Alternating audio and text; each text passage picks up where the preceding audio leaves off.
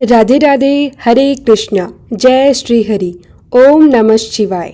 प्रिय भक्तजनों, आज पवित्र बृहस्पतिवार के दिन आप बृहस्पति देव की एक अत्यंत दुर्लभ और पावन कथा सुनने जा रहे हैं।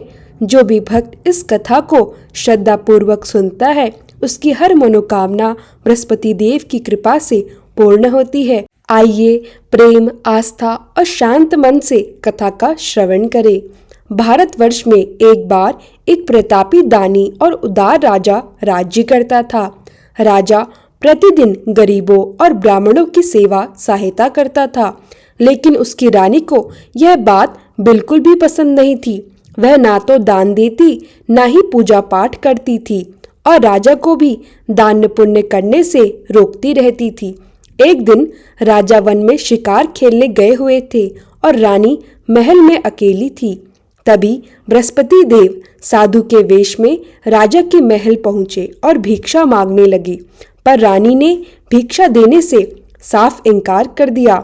उसने कठोर स्वर में कहा, हे साधु महाराज, मैं तो दान पुण्य से तंग आ चुकी हूँ। मेरा पति सारा धन लुटा देता है। मेरी इच्छा है कि हमारा धन ही नष्ट हो जाए। साधु ने शांत स्वर से कहा, देवी, धन और संतान तो हर कोई चाहता है। यदि धन आपके पास अधिक है तो भूखों को भोजन दो, प्यासों के लिए प्याऊ बनवाओ, यात्री धर्मशाला बनवाओ, निर्धनों की कन्याओं के विवाह कराओ। ऐसे कामों से यश इस लोक और परलोक दोनों में मिलता है।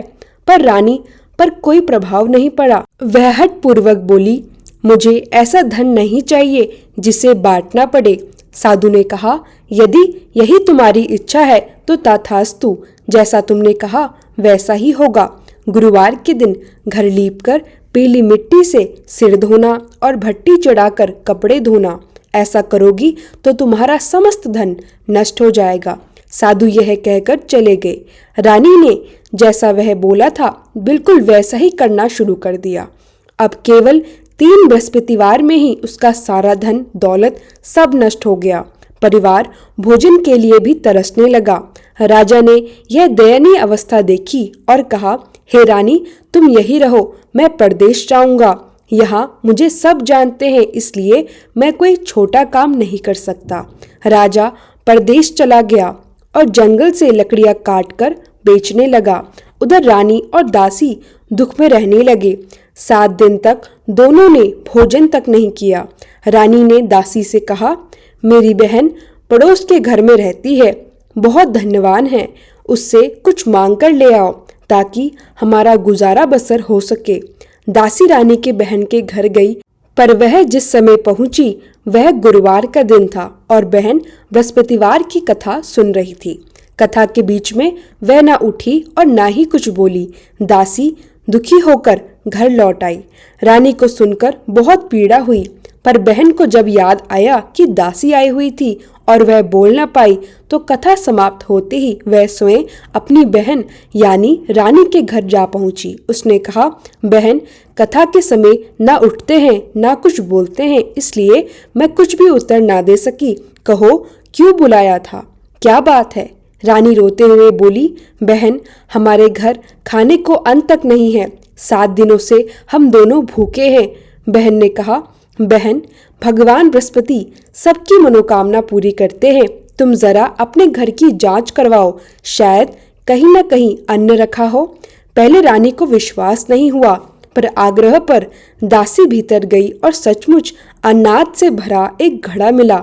दासी ने रानी से कहा, रानी, जब हमें भोजन नहीं मिलता तो हम व्रत करते थे, क्यों ना आपकी बहन से व्रत विधि पूछ ली जाए।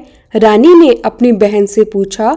बहन ने बताया, गुरुवार को चने की दाल और मुनक्का से विष्णु भगवान और केले की जड़ का पूजन करना चाहिए, दीप जलाकर कथा सुननी चाहिए और पीला भोजन करना चाहिए। बहन यह विधि बताकर अपने घर को चले गई। 7 दिन बाद फिर से गुरुवार आया। रानी और दासी ने यह व्रत किया। उन्होंने चना और गुड़ लेकर केले की जड़ का पूजन किया, लेकिन मुश्किल यह थी कि पीला भोजन अब कहाँ से आए। उनके पास तो कुछ था ही नहीं।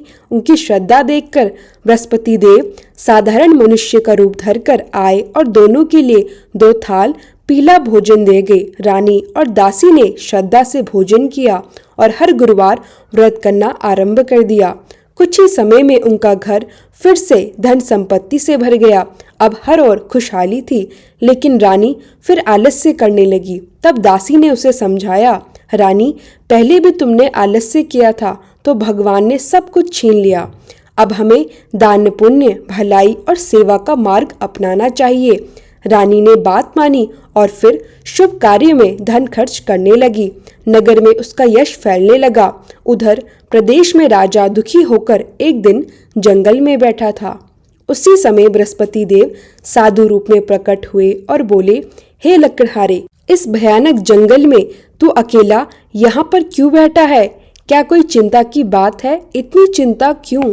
तुम्हारी पत्नी ने गुरुवार का अनादर किया था। यदि तुम मेरी बताई गई विधि करोगे तो तुम्हारे सभी कष्ट दूर हो जाएंगे। साधु ने राजा को व्रत की विधि बताई।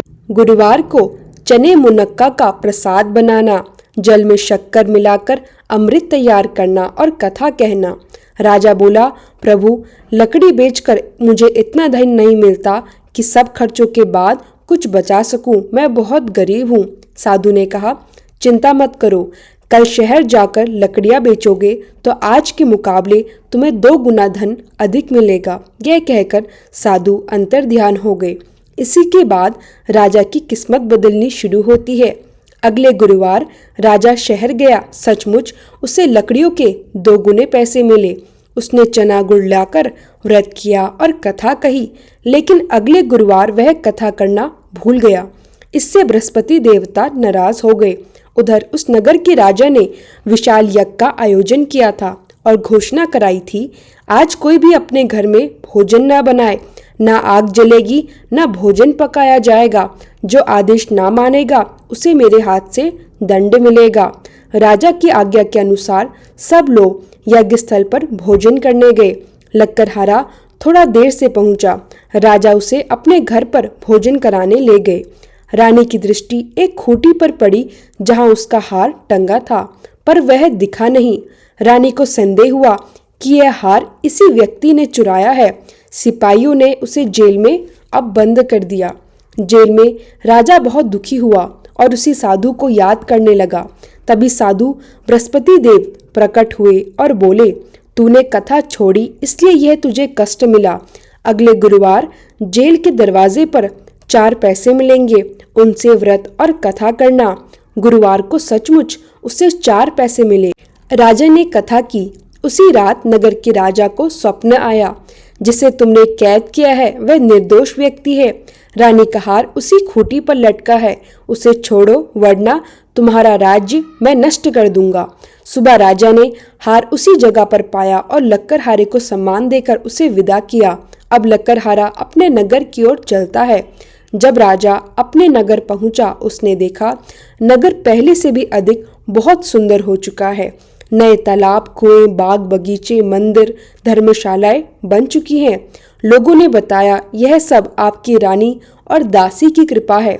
राजा को आश्चर्य हुआ कि जिसे वह गरीबी में छोड़ गया था वह आज इतना संपन्न हो चुका है। रानी ने सब बताया, हे प्रभु, यह सब बृहस्पति देवता की कृपा है। हम व्रत करते रहे और भगवान ने हमें सब कुछ वापस लौटा दिया। राजा ने निश्चय किया, लोग सप्ताह में 1 दिन व्रत करते हैं, पर मैं प्रतिदिन दिन में 3 बार कथा कहूँगा। राजा हर समय अपने दुपट्टे में चने की दाल बांधकर रखता और कथा कहता रहता। एक दिन वह अपनी बहन के यहाँ जाने लगा। मार्ग में उसे कुछ लोग एक मृत शरीर को ले जाते मिले। राजा ने कहा, मेरी कथा सुन लो। वह बोले, अरे, हमारा आदमी मर गया और यह कथा की बात करता है। फिर भी कुछ लोगों ने अनुमति दी और जैसे ही कथा आदि हुई, मुर्दा हिलने लगा। कथा पूरी हुई तो मृत व्यक्ति जीवित होकर खड़ा हो गया। जब राजा आगे बढ़ा तो उसे एक किसान मिला। राजा ने उसे भी कहा, मेरी कथा सुन लो। किसान ने मना कर दिया और अगले ही क्षण उसके बैल गिर पड़े और उसे पेट में भयंकर दर्द। उसकी माँ राजा के पास दौड़कर आई और बोली, कृपया कथा सुना दीजिए। राजा ने खेत पर जाकर कथा कही और तुरंत बैल भी उठ गए और किसान का दर्द भी ठीक हो गया। इस प्रकार राजा अपनी बहन के घर जा पहुंचा। बहन ने आदर से सेवा किया। अगले दिन राजा ने पूछा, क्या कोई है जिसने भोजन ना किया हो? पर उस समय तक सभी परिवार के लोगों ने भोजन कर लिया था। बहन को पता लगा कि एक कुम्हार का लड़का 3 दिन से बीमार है और किसी ने भोजन तक नहीं किया। राजा ने वहां जाकर कहानी कही और लड़का तुरंत ठीक हो गया। राजा की महिमा अब नगर नगर फैलने लगी। कुछ समय बाद राजा ने बहन से कहा, अब मैं अपने घर को जाऊंगा। बहन भी जाना चाहती थी, पर उसकी सास ने कहा, जाना हो तो जाओ, पर अपने बच्चे को मत ले जाना, तुम्हारे भाई की कोई संतान नहीं है। बहन ने भाई को मना कर दिया कि बच्चे नहीं जाएंगे। राजा दुखी मन से अपने नगर लौट आया। घर पहुंचकर उसने रानी से कहा, हम निर्वेश हैं, इसलिए कुछ नहीं कहा गया। रानी ने संतावना दी, हे प्रभु, बृहस्पति देव ने सब दिया है, हमें संतान भी वे अवश्य देंगे। उसी रात बृहस्पति देव राजा के स्वप्न में आए और बोले, तेरी रानी अब गर्भवती है। कुछ महीनों बाद उनका एक सुंदर पुत्र जन्मा। राजा बहुत खुश हुआ, आनंदित हुआ और रानी से कहा, जब मेरी बहन आए तो तुम कुछ ना कहना। बहन के आने पर रानी अनजाने में बोल पड़ी, घोड़े पर तो नहीं आई होगी, गधे पर आई होगी।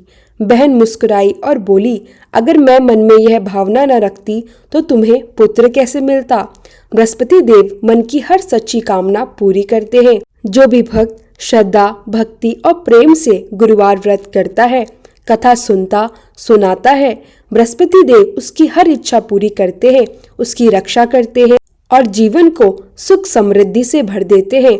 तो प्रेम से बोलिए, बृहस्पति देव की जय, विष्णु भगवान की जय, समस्त देवी देवताओं की जय। अब आइए सुनते हैं बृहस्पति देव की आरती। ओम जय बृहस्पति देवा, प्रभु जय बृहस्पति देवा, छिन छिन भोग लगाऊं, कदली फल मेवा। ओम जय बृहस्पति देवा, तुम पूर्ण परमात्मा, तुम अंतर्यामी, जगत पिता जगदीश्वर, तुम सबके स्वामी। ओम जय बृहस्पति देवा, चरणामृत निज निर्मल, सब पातक हरता, सकल मनोरथ दायक, कृपा करो भरता। ओम जय बृहस्पति देवा, तन मन धन अर्पण कर, जो जन शरण पड़े, प्रभु प्रकट तब होकर, आकर द्वार खड़े। ओम जय बृहस्पति देवा, दीन दयाल दयानिधि, भक्तन हितकारी, पाप दोष सब हरता, भव बंधन हारी। ओम जय बृहस्पति देवा, सकल मनोरथ दायक, सब संशय हारो, विषय विकार मिटाओ, संतन सुखकारी।